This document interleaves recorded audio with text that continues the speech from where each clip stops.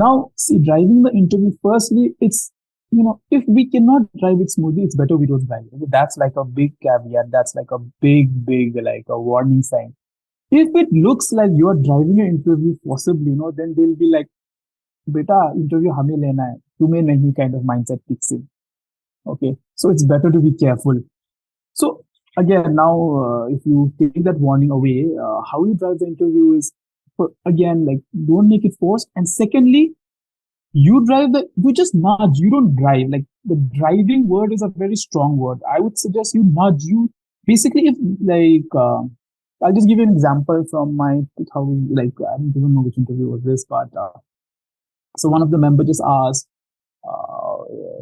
what do you see yourself in the future? Which areas you want to work? So I said something like education, environment, and he was like, oh, and since you're from economics, would you like to see yourself as a finance secretary? I said, no, I would like to see myself as a foreign secretary. He was like, why? And I was like, then, so, you nudge. Then you said, like, so my first preference is the foreign secretary. Then, so probably he did not read through my DAF, and it's okay. Most of them will not probably read through the nitty-gritties of the DAF.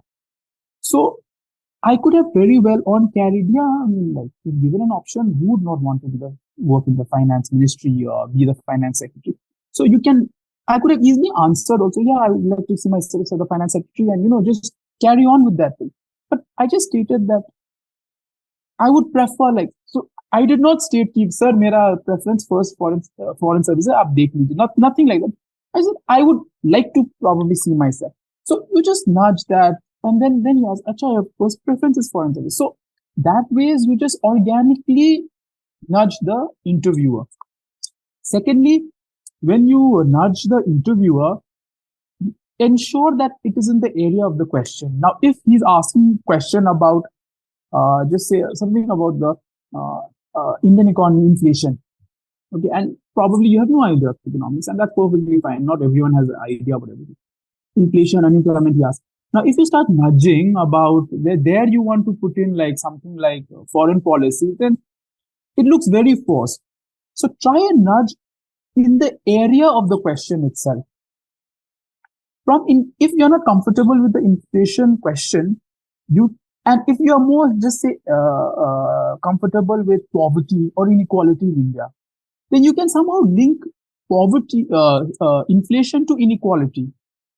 But you cannot directly link inflation to foreign policy. I mean, like, in the long run, there will be issue if you go into the nitty-gritties of imported inflation or not. But at a general studies level, it's better you link inflation, if the question is inflation, to something like inequality, if that is what you're comfortable with, so that the nudging is, very organic. Okay, that is point number 2. You always nudge in the area of the question. Don't ever nudge beyond the ambit of the question. It has to be related, very strongly correlated with the question. Thirdly, if you want to nudge in, say, something like, I've seen many people nudge for hobbies and all, because that is something which everyone over-prepares, right? Now, if they are asking about hobbies, you can hint that, like, they say something about like watching. If some people just like watching cricket, okay, perfectly fine. If they ask about nitty-gritties of cricket, then you can hint that you basically watch rather than like play like on a daily basis, or that you are more into watching rather than like analyzing the nitty-gritties of the game. So even if it is about the hobbies, even if you are over-prepared, try and nudge so that it seems organic. Those are the 3 things that I would like to focus